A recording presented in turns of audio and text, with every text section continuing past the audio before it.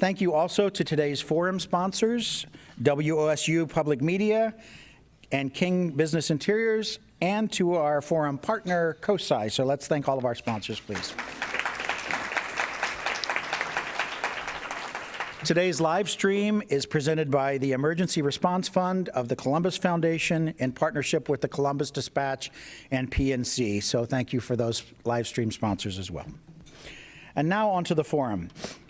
Science is in the news as in never before. In fact, we've had science to thank us for allowing us to be in the room today through an extraordinary vaccination effort that came together in unprecedented time.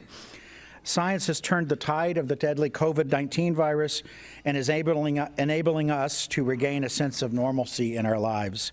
Science has enabled us to explore the deepest depths of the oceans, the farthest reaches of space, and the subatomic world.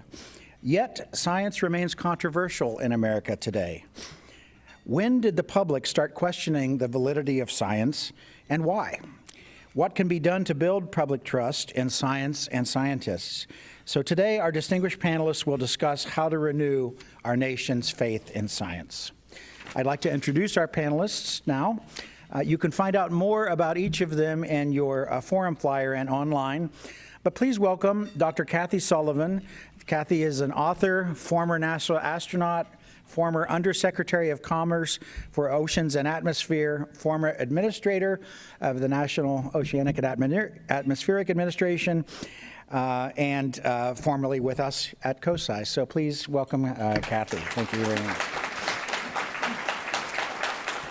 And then Dr. Frederic Bertley, President and CEO of COSI, and a good friend and colleague of mine, and the host of QED with Dr. B on WOSU Public Media.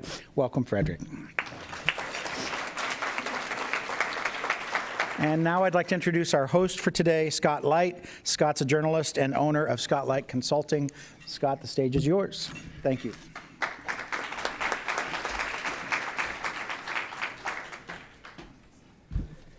It is great to have, just to have building energy in this room, isn't it? I mean, we're getting there in terms of just bigger crowds every single week. So I love seeing all these smiling faces.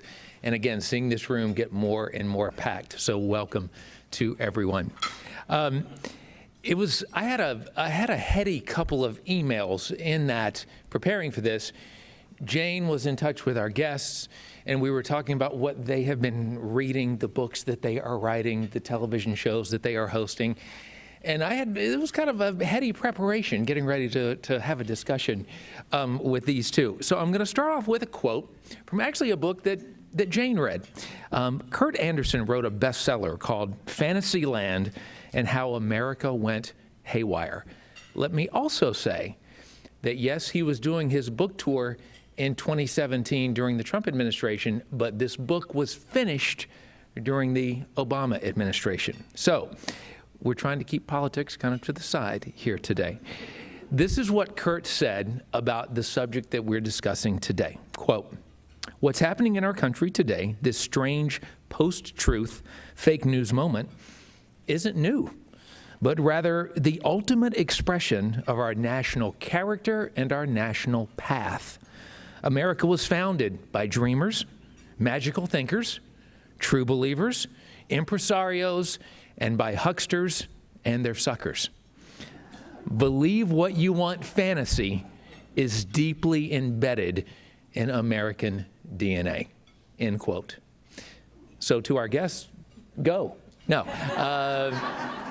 Dr. Sullivan, why don't you start us off with that? Oh, no, Frederic's going to. Okay. No, that resonates with me, and I think also of a book that I read years ago by Susan Jacoby called The Age of American Unreason.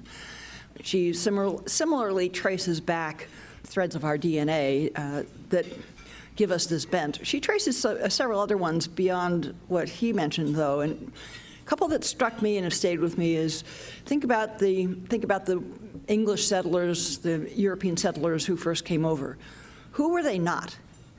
They were not from the educated, privileged classes of Europe.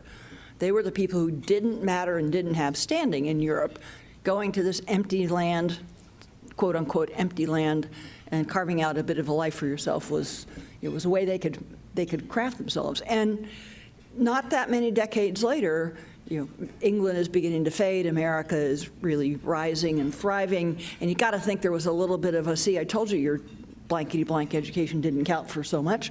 Our good old common sense and frontier lessons and just do it ourselves, it's the match for any fancy education you got. Look who I am now. And she notes that this has waxed and waned in various cycles through our history. But her book, by the way, came out in 2004, and her concern at the time that she issued her book was that this is probably the most dangerous resurgence of this climate, of this mindset, because it is accelerated so much by a divisive political climate, and it was divisive then, more so now, but still then, and the accelerant of social media and mass media. So my wacky ideas can now get out to millions of people and inflame or incite or encourage or arouse them like that, twinkling of an eye. In the olden days, you used to have to travel around to, campaign tents or Chautauqua tents and maybe get 30 or 40, 50, 100 people at a time. So ideas would percolate more slowly. Now they spread like wildfire, good, bad, or otherwise. Dr. Bertley, go ahead and sum up the last 500 years, if you would. Go ahead. Well, for fair small task, I'll quote another famous writer. Fantasy is what people want. Reality is what people need. And I say this as a practicing scientist who creativity, imagination, dreaming is a critical part of advancing technology, et cetera, and part of the scientific engine. But while it's nice to be fantastic and certainly dream, what we've seen just in the last 24 months, reality is critical. And that's, why science is so important. That's why this conversation is so fun. Science isn't the answer to everything. It's a process to get as close to the truth as you can. And that's what people need. So it's fun to have fantasy, but it's good to have a dose of reality to get you through it. Where do we go in terms of the building blocks to rebuilding that competence in science? Where do we start? Well, I would agree with Frederic, I think, and I would hope that the experience of the pandemic might have some seeds of beginning to rebuild some of that. It is a fantastic, remarkable effort. The coordination and cohesion among the scientific community, the speed of advances coming out and being communicated, and then very quickly, not languishing in the scientific journals for a decade or so, but very quickly being translated into lab results and prototypes and out into the field to benefit all of us. It is a great example of what science can do. And I would add a little bit to what Frederic said about what science is. I often say to people, scientists and engineers do basically two related but slightly different things. Scientists build answers, important verb, build answers to questions no one's encountered before. They've got a stock of knowledge and a set of tools that they can start building with, but it is a building process. It's not knowing it. In school, you think science is knowing the answer on the test. Science is having the tools to build answers. And we saw how valuable that can be when we have something completely unexpected, never encountered before, hit our whole society. And engineers conceive of and make real things that have only ever been dreams and imaginings before. Spaceships to the moon, submersibles to the bottom of the ocean, bridges across big rivers, whatever it might be. But so it's the building of an idea, a solution to a problem you just encountered. That is the value of it. I think one reason we're in this divide is, for many years, the power of science in this country really affected government, it affected policy, it affected the military. Sort of around the mid-'80s is where I would trace to, and that's when conscious decision at national scientific policy funding levels was made to shift more funds away from the Cold War, World War II, physics, weapons stuff into public health and the vitality of the American people. And part of what that brought about was science now having things to say to each and every one of us about our health, how we could live better, how we could live better on the whole planet by reducing carbon emissions or treating the environment better, how we could live better individually by managing our own health better. And, we kind of liked the science stuff when it won us a war and got us to the moon. None of us really much like someone telling us how we ought to live. My suspicion is that's probably been part of triggering this resurgence of antipathy towards science. Yeah, I mean, amen. To add to that, I think it's a great question. Like, how do we rebuild the trust and confidence in science? And a few things. One, there's a great article, if you get a chance to read it, it's by Gordon Gauchat, Gauchat, and he studied the nation's interest in science and trust in science from 1976 to 2010, so about 35 years or so. And what he saw in the 70s, and related to, after the Sputnik and the NASA boom, et cetera, this big trust in science. And the group that trusted science the most was a conservative group. And that just waned over time to 2010 to this growing mistrust. And so I think the first thing we need to do when we think about rebuilding the trust is we need to unpack it. It's a classic kind of educational litmus where you don't have one educational tool to teach everybody in the room. Different people learn different ways. In the case of the science distrust community, it's not one community. It's a series of different groups. So for example, if you're talking about conversations around climate change, that's one group. That's a political hot ball. If you're on one side of the political aisle, you believe climate change is a thing. If you're on the other side, you don't. 99.9% of scientists on the planet, not just in the US, are 100% convinced that climate change is a thing. But it's become a political hot ball. Yet, if you look at vaccines, it's a completely different group. It's usually mothers, young mothers, of kids who are kind of 0 to 6 range, who are trying to question, I'm giving all these things to my kiddos. Are they dangerous? Are they not? They're most of the time at least have one undergraduate degree, if not an undergraduate degree and a master's. So they're very well educated, but they're questioning the validity or the safety of vaccines. Then you look at the African American and Latino population, completely different reason why they're distrusting science. You got the Tuskegee experiment, you got Henrietta Lacks cells, you got all these atrocities that the medical system has done on underserved populations. So all three of those examples, they don't trust science, but the solution isn't the same for each of them.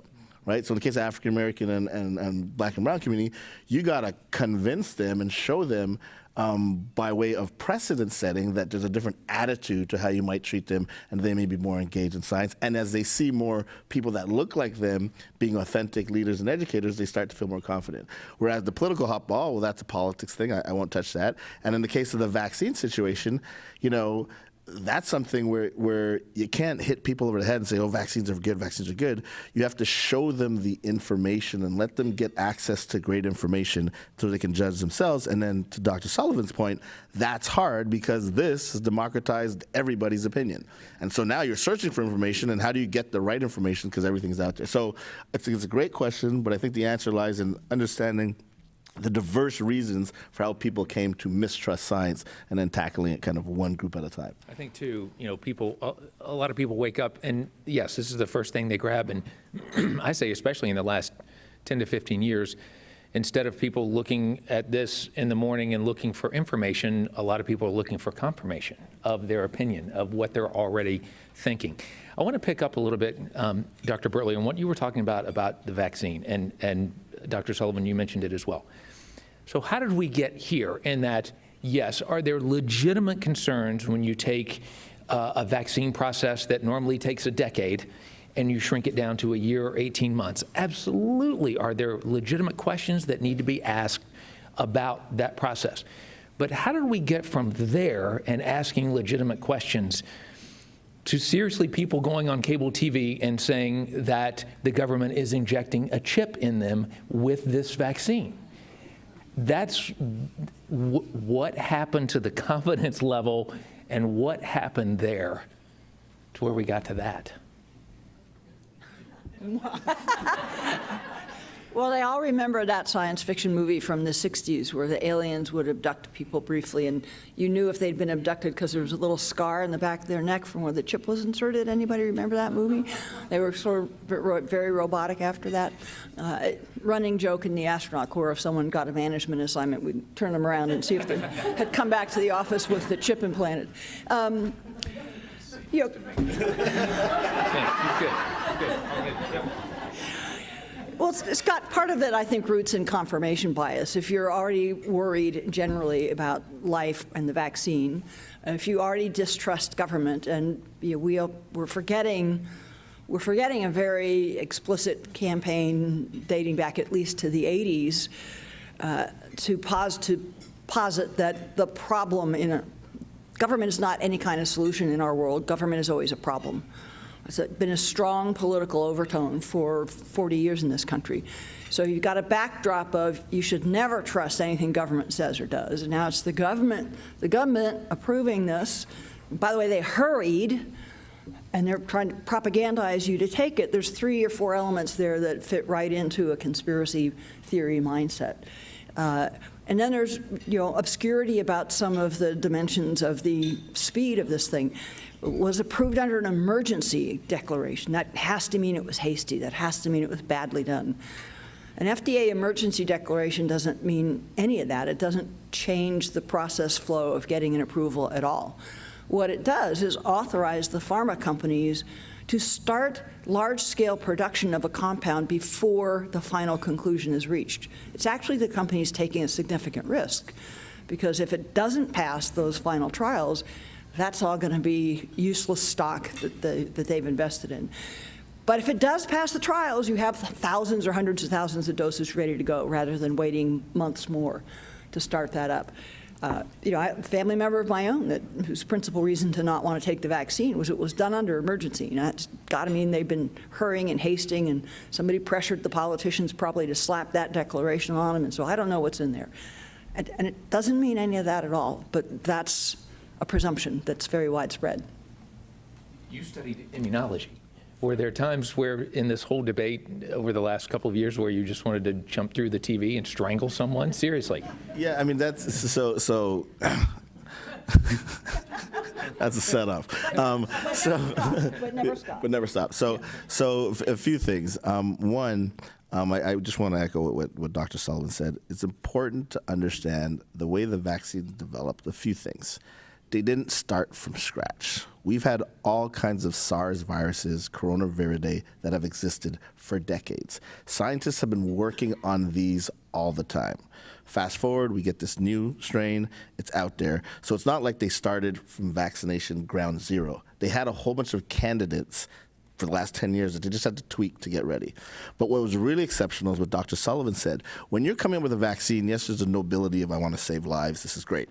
But at the end of the day, you're filing a patent for it and you want to start a company, right? And you want to make money. That's what she talked about. Well, companies have to go through all this funding, venture funding, et cetera, to support production. But they're never going to pump hundreds of millions of dollars behind something until they know it's tested. The U.S. government and other governments around the nation removed that risk. So when you heard about the Operation Warp Speed, that was President Trump and other leaders of other nations pumping not 10 million, not 100, billions of dollars. In the case of the U.S., about $24 billion at day zero. So when Dr. Sullivan talked about, they're testing the vaccine in clinical studies in humans now, they were mass producing that vaccine at that time.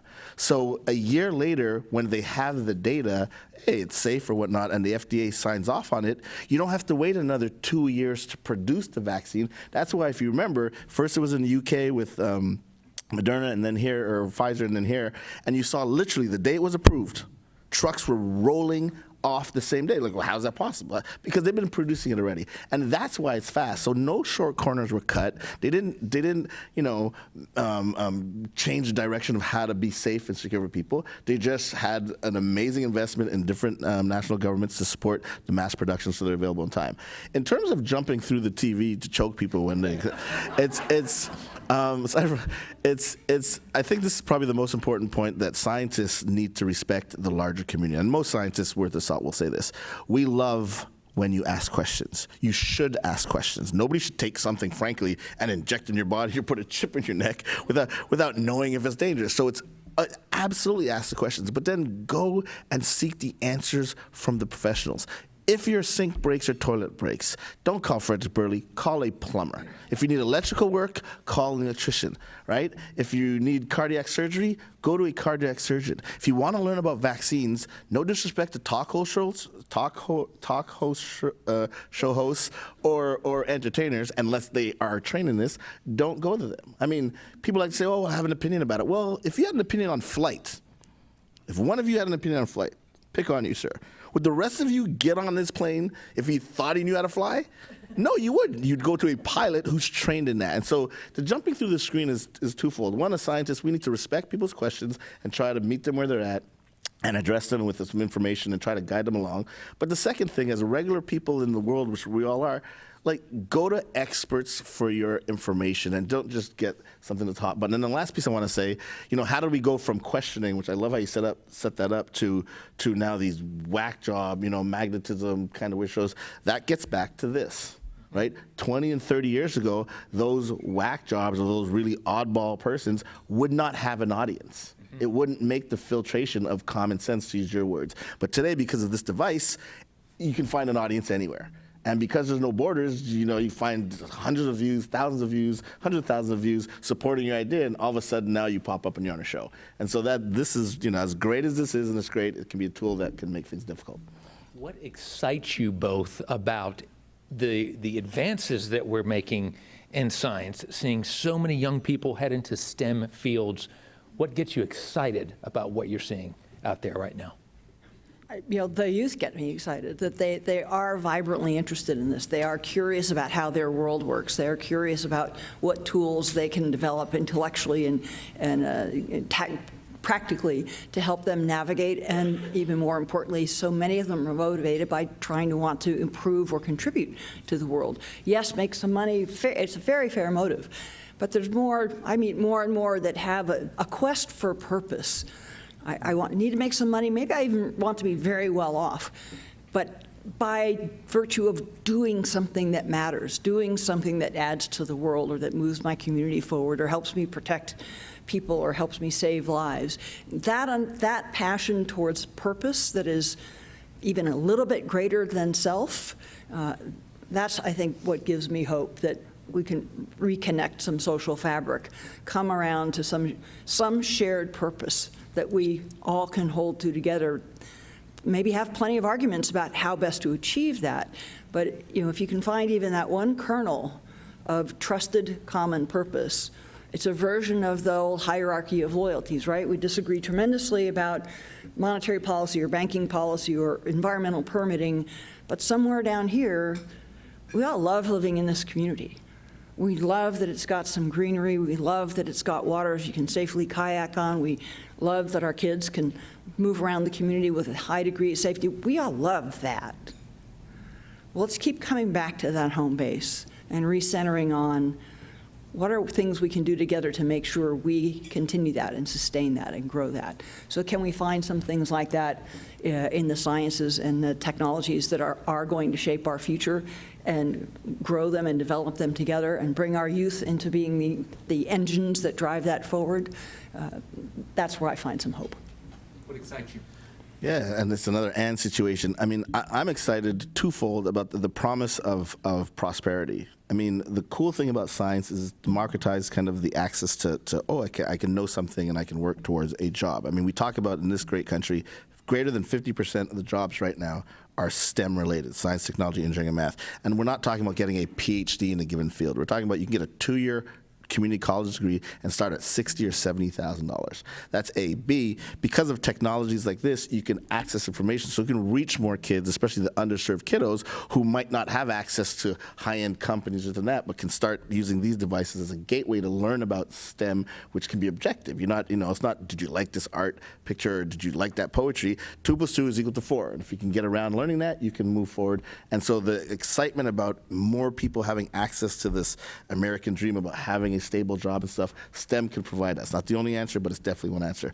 The second thing, what excites me, and this is why I'm super excited to partner with WOSU, so this is definitely a recognition to the great partnership with that university and that fine station, PBS affiliate, is working on this show called QED with Dr. B. You get to interview these amazing men and women that are changing the very way we live and elevating what can happen with us as humans. I'll give you an example. They can now, as you know, you've heard about this CRISPR-Cas9 kind of whole gene modification thing. Well, now we can go in, and for some genetic diseases, we can identify the gene, we can cut out the bad gene, replace in the good gene, and you are healed.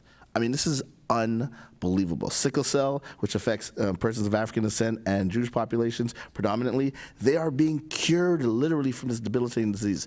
Parkinson's disease. Imagine you can diagnose somebody with Parkinson's disease just by putting on sensors on their body and watching their gait. Medical doctors, we as humans can't do that. But these algorithms that they write for this AI, this artificial intelligence, can see these micro tremors in your step as a 40-year-old or 50-year-old saying, you know what, 20 years from now, you might have Parkinson's. I mean, these are unbelievable things. When you talk about what excites me, the promise of having a great future that's going to solve climate change, it's going to solve our water issues, it's going to solve famine, it's going to solve all these things, we saw it in this pandemic. It was science that got us out of here. It's getting us out of here. There's no, I don't care your politics. There's no other way we got out of this pandemic except through vaccines, which is a consequence of science. And if we apply that to all these other things that are negatively impacting, it's super exciting to what can happen and the promise.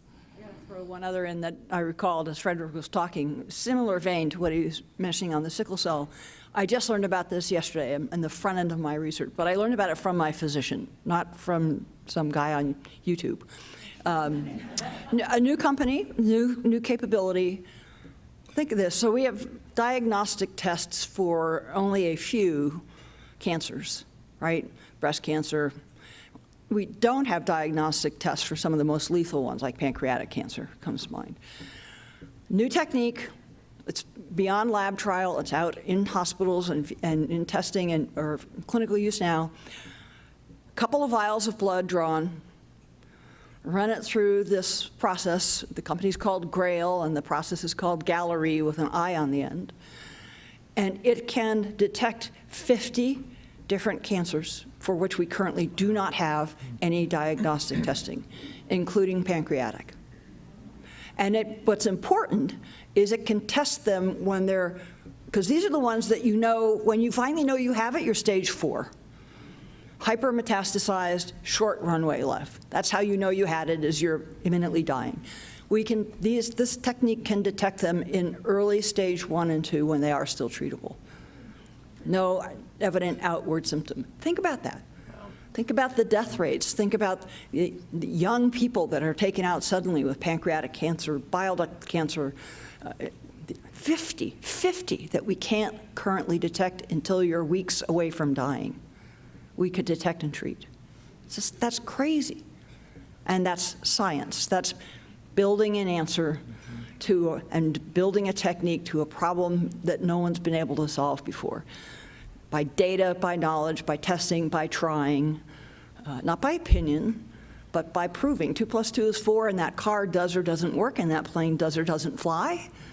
And if you're trying to stake out a position, because I happen to prefer 2 + 2 is 6, go ahead, you'll crash the plane, because it's just wrong. It's not a matter of opinion. You're welcome to your opinion, as someone famously said, but not to your own data. Data are data. Right. Let's talk about, both of you have mentioned young people.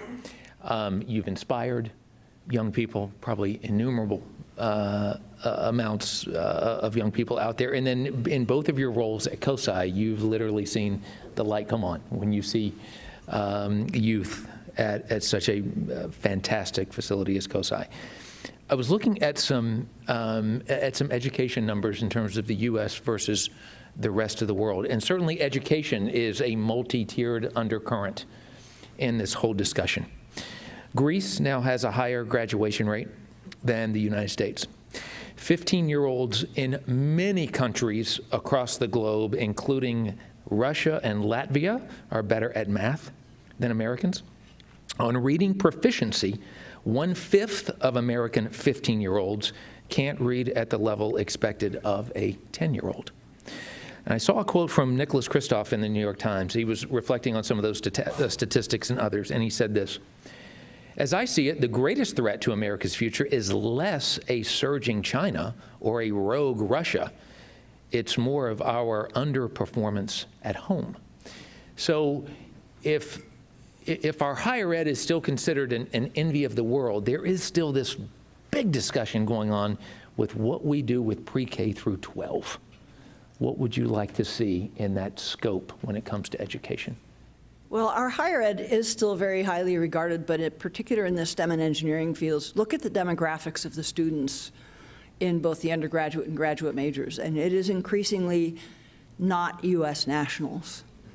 It's other foreign nationals who know what science and engineering can do to power their country and the livelihoods in their country forward, and they want the best possible training they can get in those fields to take back to their country, and they're coming here because our research enterprise is still very strong and vibrant. It's strong and vibrant for lots of reasons. One is stable public support so you can pursue long-term, high-risk projects that corporate industry won't do.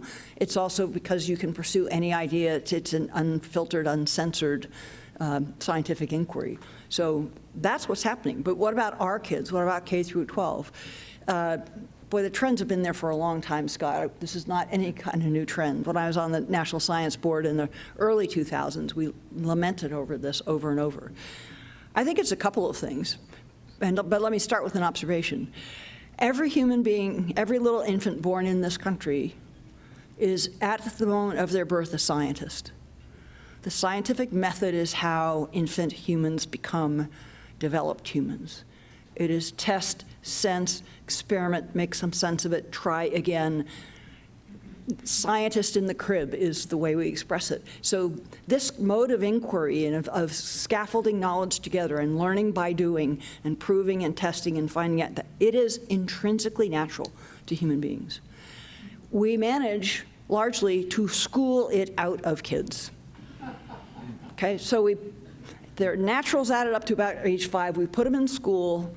We sort of humdrum it out of them because school is too focused on control, discipline, quiet, structured things together. Everyone march along together. It's not enough doing of things and experiencing things, even at the early grades. And then come in the age 12 or 13, we start to realize, I don't know if we'll have enough of these kids take a science major. Now we try to reinstall curiosity and inquiry into them. That's nuts, folks. So the kind of experiential learning that places like COSI were founded and designed around building, the kind of experiential learning that the Metro School, which is a COSI Battelle Ohio State partnership, now all grades, it started as just a 9th grade cohort back when, that kind of experiential learning can transform this situation. Let me give you one anecdote that is my proof point for what I just said. The Metro School began with one cohort of 9th grade students that were going to advance and be filled in behind. They were chosen by lottery from all 16 districts in Franklin County. So the only thing a family or a student had to do was opt in, put their name in that hopper, and then the handful were picked out that filled the seats we had. The starting grade point average of that first class was a C+. No one knew what Metro School was. A large proportion of the kids that put their hat in the ring probably did so because they were failing at the school they were at or felt unsafe at the school they were at or socially didn't fit in.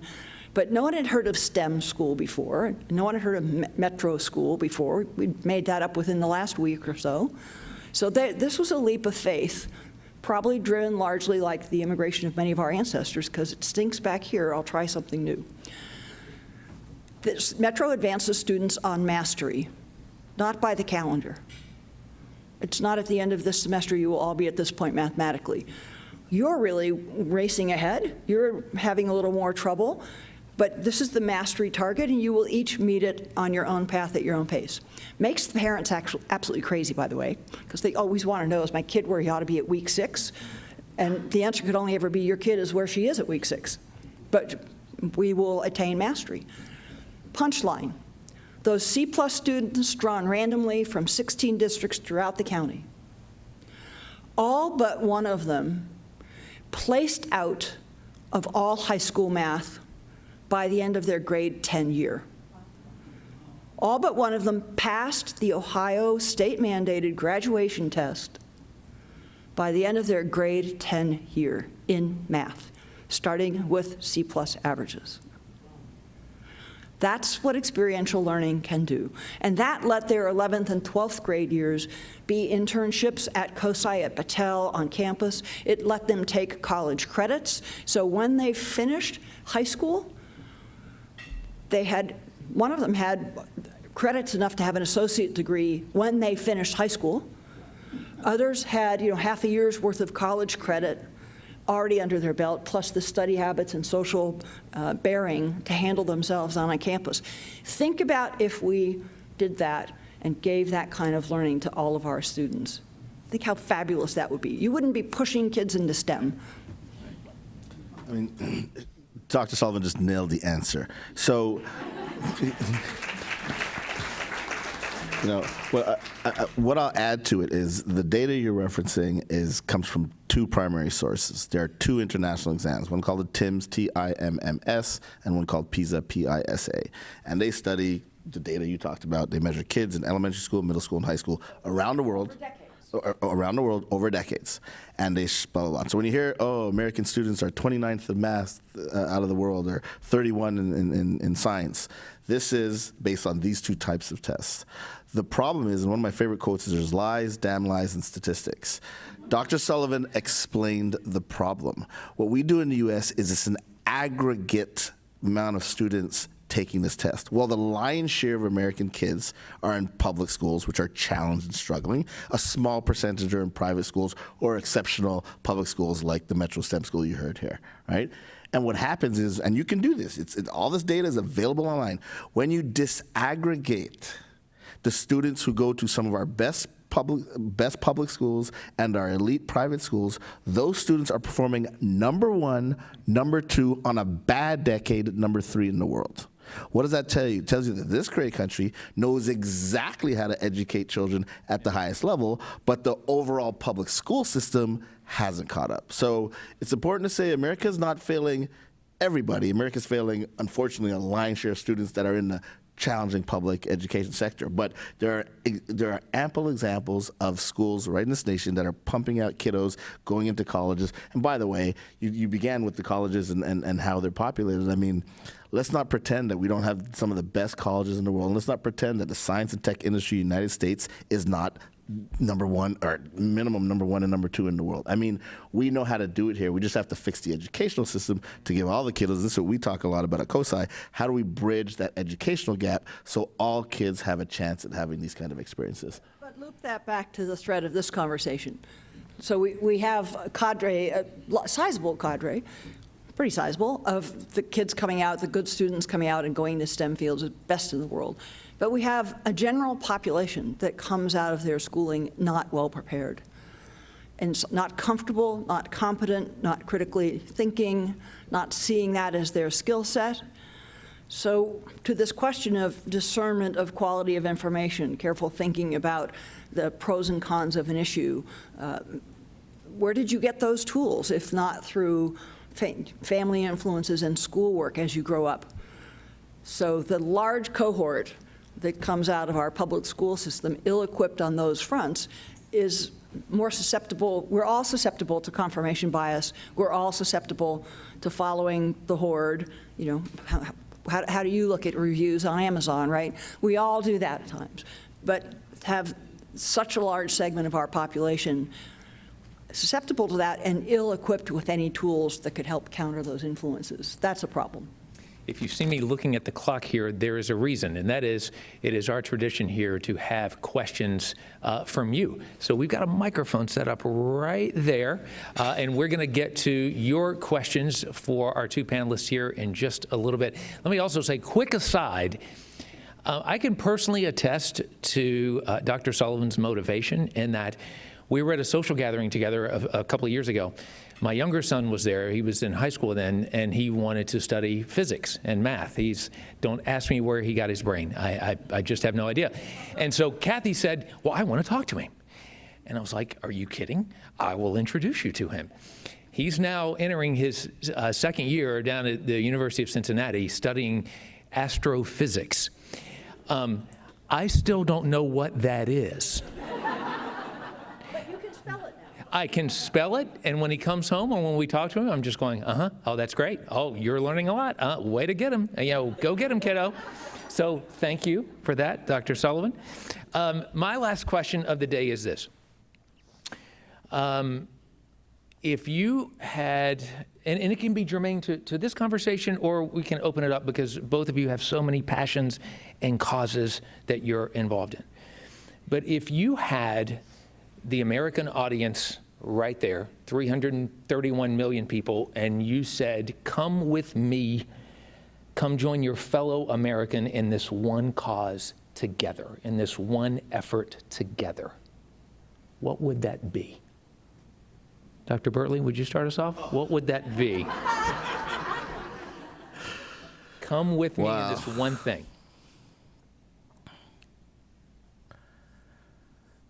Well, it's not going to be one thing. It's going to be a conflated series of things. Come with me with an open mind. That's the first thing I'll offer up. And then something my dad taught all of us. I'm the last of 4 kids, and my dad, just a great guy, he used to tell us, and I didn't understand it as a kid, but I totally understand it now as an adult. He would say, son, or to all of us, children, think it's not illegal yet. And so it's this combination of what Kathy said, which is you want critical thinkers. I don't care if you disagree with me. Some facts are facts, other things are opinions. I don't care if you disagree with me, but come with a critical, open mind to listen, hopefully learn, question, seek solutions, but be a thinker. Don't be sheep, as was referenced earlier. Be a thinker. It doesn't mean that you have to be a radical left or right person, but just be comfortable teasing things apart, challenging things. And so be open and challenged. That'd be my... Love it. And if it's 330 million people and each one of you give me $1, that'd go well. I was wondering what my price point was going to be. I think where I want to go is very much related to what Frederic just said, because you asked about what cause would I ask people to join me in. I would say, come with me. We're going to make school the most glorious learning place you've ever imagined. We're going to transform how we do training and development of our children so that they're racing to school because it's the cool, fun place where they get to think, they get to try, they get to do. And again, that's not to say there can be a version of this, which is I tried something and it doesn't actually work, but since I tried it, it's valid, that every participant gets a medal kind of thing. Those two don't have to go together. You can have that participation and personal effort and still hold to a target, hold to an achievement level that we will reach together, but we can do it in such a radically better way. And this is not about I need everybody in this room to go be science majors. This is just about the mental tools we should all have to be effective citizens in this 21st century economy on this highly interlinked, interdependent little planet of ours. It's tools that can help all of us live better lives and build better communities in whatever walk of life we choose. Questions from the audience. Jane Scott. Yes, there are lots of questions that I have from online, and we'll do every other one for folks in the audience. So let me get started. Talk a little bit about those who have a motivation for spreading misinformation on purpose.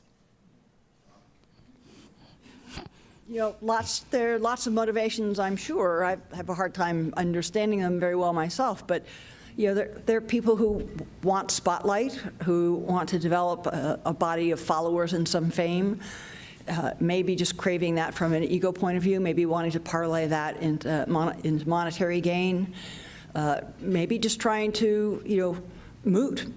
I don't actually have a good argument against some policy.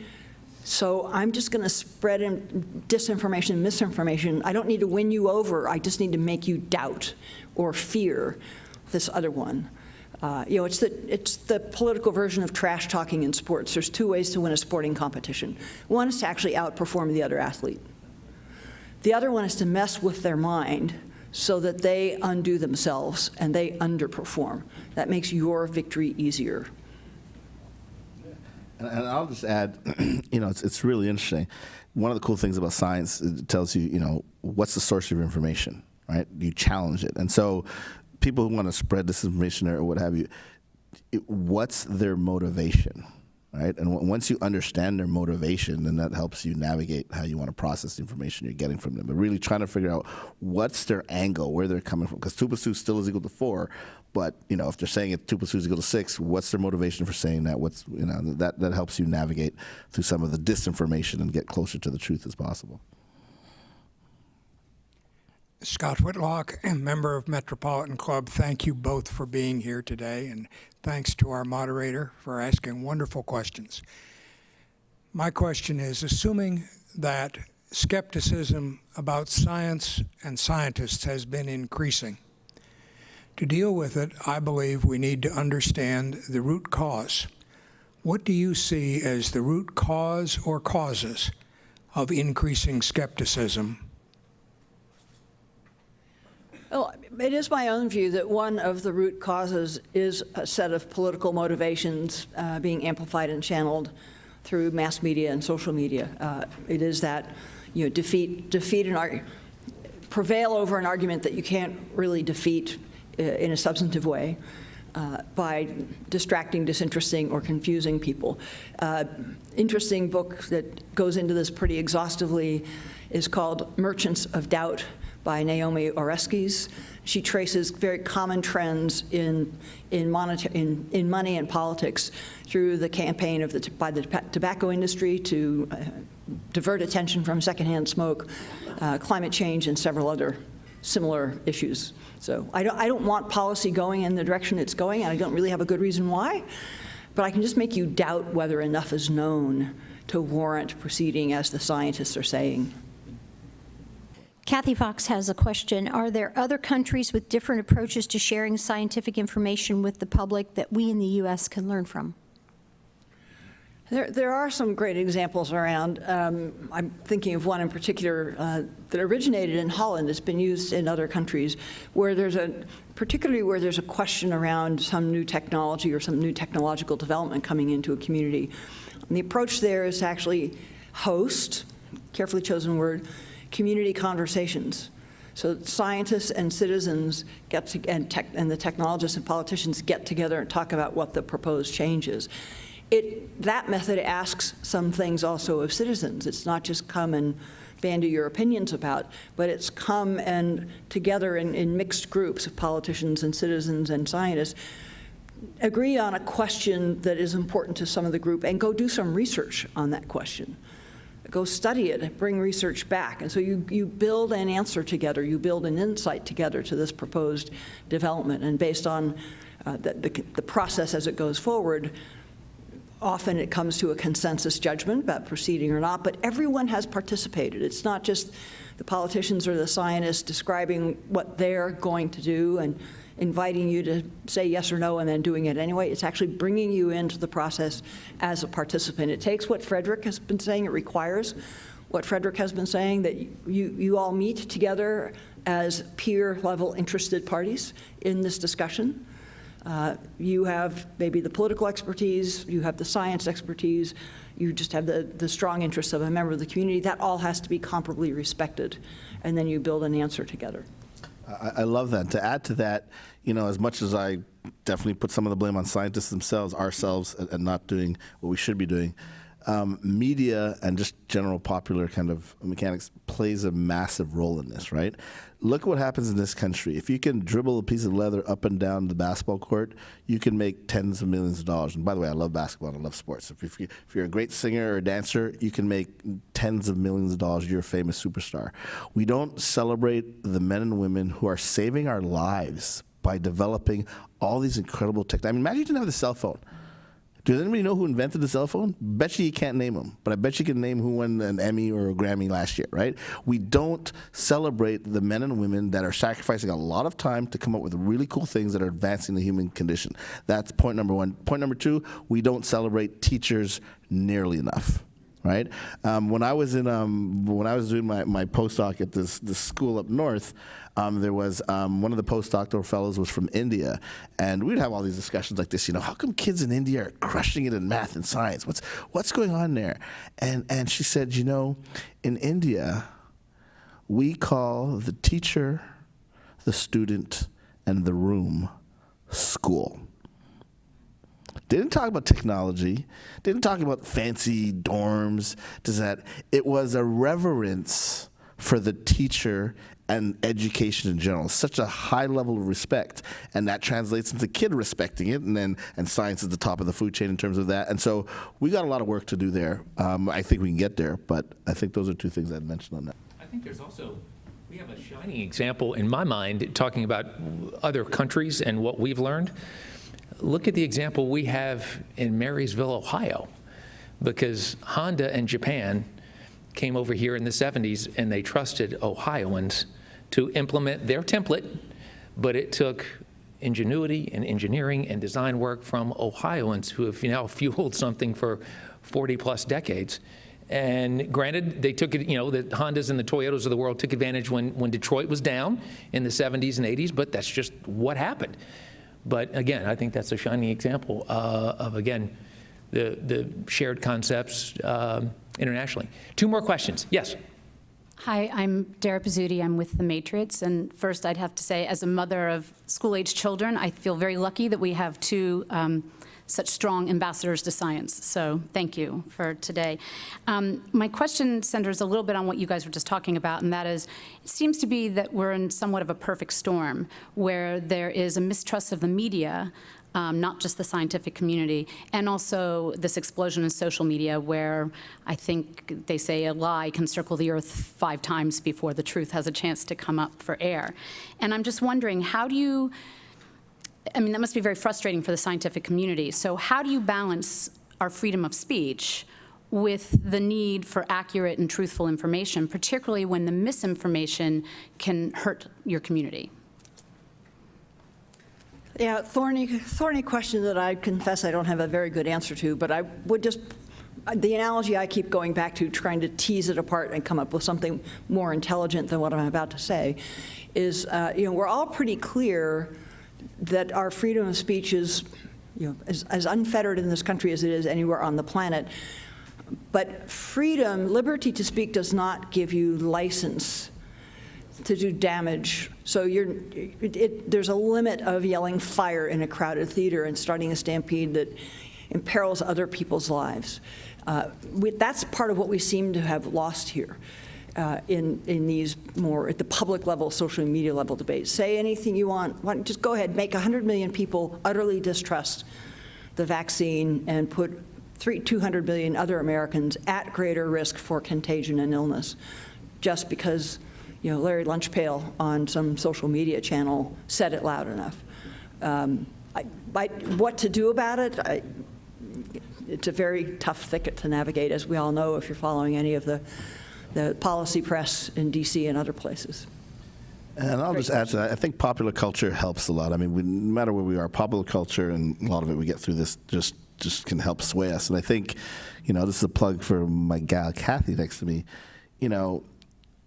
She's an astronaut, of course, all kinds of records there. First U.S. woman to walk in space, first person to go to the highest levels in space into the deepest depths of the Marianas Trench in the ocean, all kinds of, you're up to 2 or 3 Guinness Book of World Records at this point.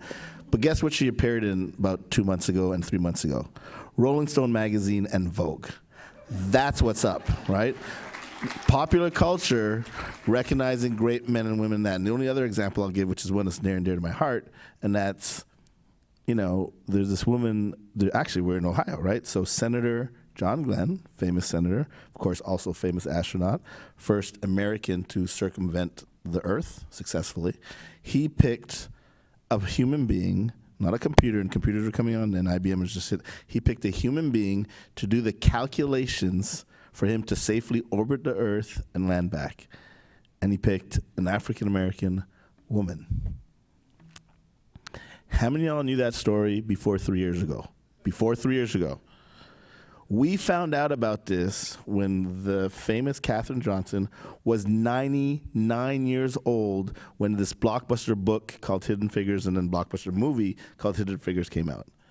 Imagine if we celebrated her 60 years ago. How many girls would think they can be engineers or physicists or mathematicians? How many black and brown persons? So leveraging pop culture to not wait another 60 years to recognize the great Kathy Sullivans or Kathryn Johnsons or whomever is a critical answer. Well, I think that teed up our second hour. We're going to go straight into critical race theory right here, right now. Okay, no, we're not. Okay, one last question. Emmanuel Watson, East High School. I'm the disenfranchised student. I'm the 15-year-olds you guys are testing on, right? What is the solve? What is what is the solution for public schools to be fixed? It isn't, say I don't want to go in the STEM, but I still want to be the best I can be in my school. And I want my schooling to be the best no matter where I go. I don't want to have to go to COSI. I don't want to have to go to Metro. I want to be right at East High School, right down the street, and I can still get the best education. What is the solve for that? I'm going to jump on that one right away. First of all, look around this room.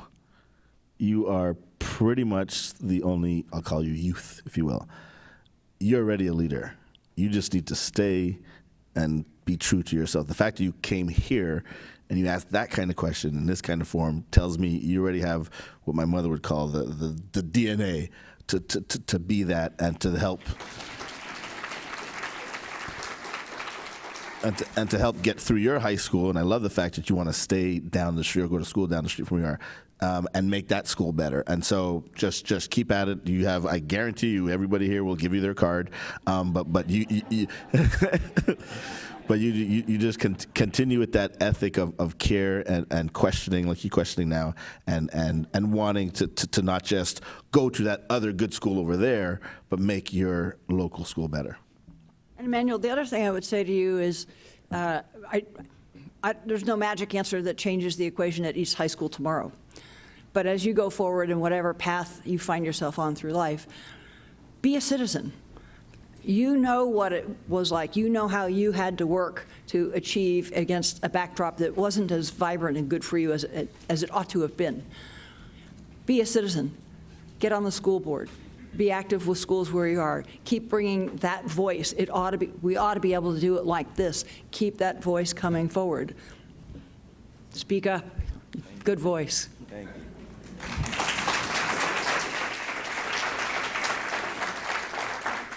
I think I just lost my next hosting gig because Emmanuel's going to get my next hosting gig. Thank you all for being here. With that, I'll turn it back over to Tom.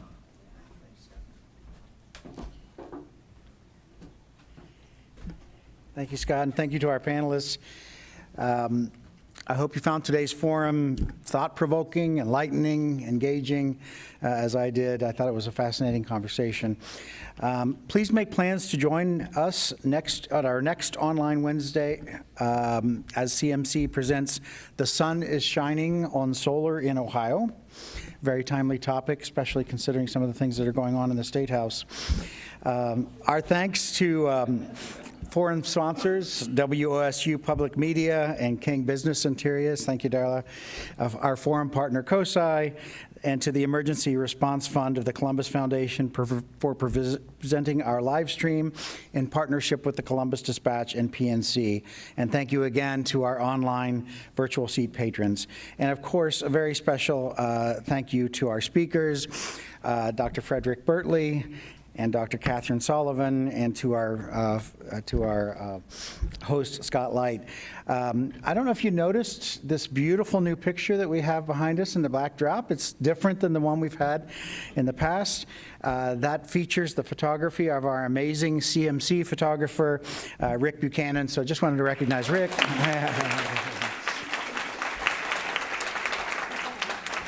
And finally, I wanted to do a little pitch here. As Frederic mentioned and you saw in the bio, QED with Dr. B is running on WOSU Public Television. It's a fascinating series, so I encourage you to look at that. And then Kathy's book, Handprints on Hubble, is available here with our friends from the Book Loft over here. Kathy will be here to sign the book if you'd like to purchase one of the books. And Kathy also has a new podcast called Kathy Sullivan Explores. Did I say it? It's available on all of the normal platforms where you can do podcasts. Thank you all for joining us. We couldn't do this without you. We look forward to seeing you next Wednesday as the Columbus Metropolitan Club presents another community conversation. I hope you have a great day.